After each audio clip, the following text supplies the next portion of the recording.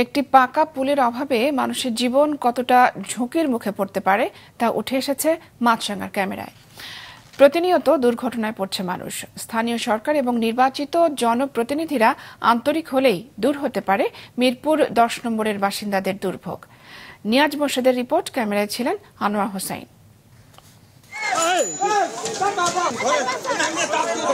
ভাগ্য ভালো, কারোরই বড় ধরনের আঘাত লাগেনি। সরু এই পুল পার হতে হয় জীবন বাজি রেখে, যেখানে সামান্য অসতর্ক হলেই বিপদ। স্থানীয়রা জানান প্রায় প্রতিদিনই এমন দুর্ঘটনা ঘটে এখানে। কালকে একটা বাচ্চা পড়ে গেছিল, আমরা ডাইনা উঠাইছি, বাচ্চা ভাইসে যেতে লইছিল তো নাইমা উড়ানো হয়েছে।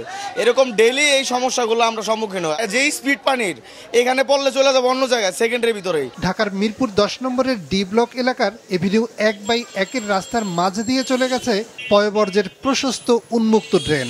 চলাচলের সুবিধায় স্থানীয় বাড়ির মালিকরা নিজেদের খরচে প্রথমে বাঁশ দিয়ে, পরে লোহার পাত দিয়ে এই পুল বানিয়েছেন। কাউন্সিলর আহে কত সাফ করে হই হাল্লা করে দরমার করে কত পরিষ্কার করে আইতে চলে যায়।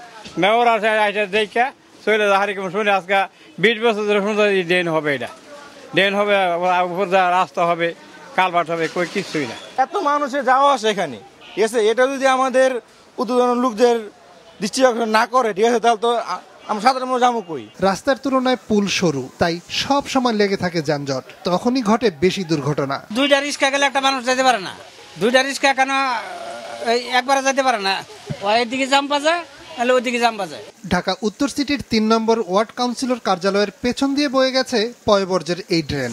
কার্যালয়ের প্রায় 100 গজ পেছনেই ঝুঁকিপূর্ণ লোহার পুল, রেলিং সহ পাকা পুল তৈরি হয়নি এখনো।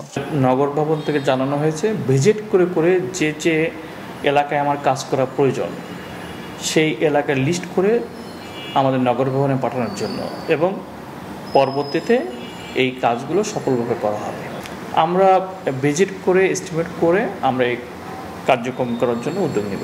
স্থানীয় কাউন্সিলর এবং সংসদ সদস্য 1.5 যুগেরও বেশি সময় ধরে দায়িত্ব পালন করছেন। এলাকাবাসী বলছেন জনপ্রতিনিধিরা একটু আন্তরিক হলে দূর হবে তাদের সমস্যা। নিয়াজ মোর্শেদ, মাছরাঙা সংবাদ, ঢাকা।